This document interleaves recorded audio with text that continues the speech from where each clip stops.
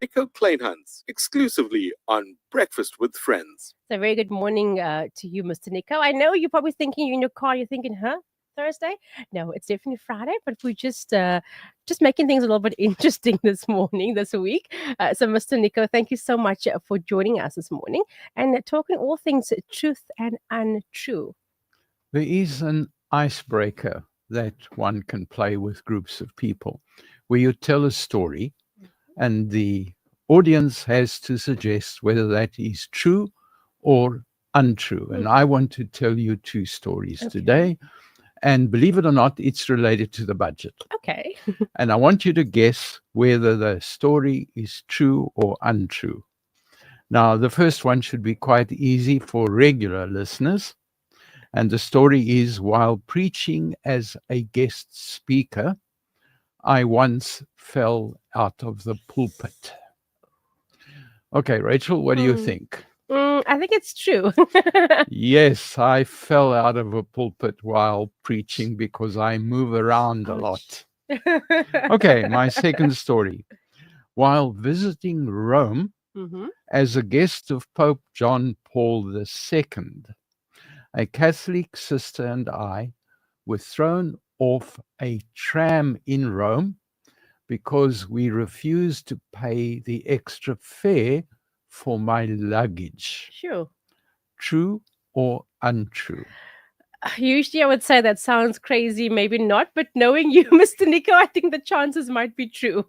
Yes, it was true. We were thrown off. That sister was absolutely determined to protect the guest, and she was not going to face her boss and explain why we had to pay extra fare for the luggage.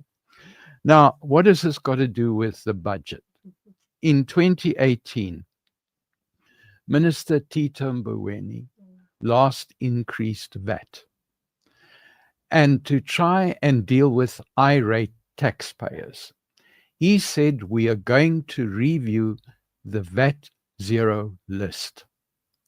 Now, I don't know if that was true or untrue, but the list was never reviewed. He didn't review it, or the person he'd asked to review the list never reviewed the list. A couple of days ago, our present Minister of Finance wanted to propose that VAT be increased by 2%. And he also said, we will review the VAT zero list. And I immediately thought, well, is this another one of those games where we're going to have a true versus an untrue situation? Because is he going to make sure that the list is reviewed? Or is he just going to forget because he's a very busy person? But there is no scientific or statistical evidence that if you review the zero list, it's going to make any difference to the poor of the poor. So why are you using that as an excuse? The other excuse he used is that we need to increase the VAT because we've got to protect the poor of the poor.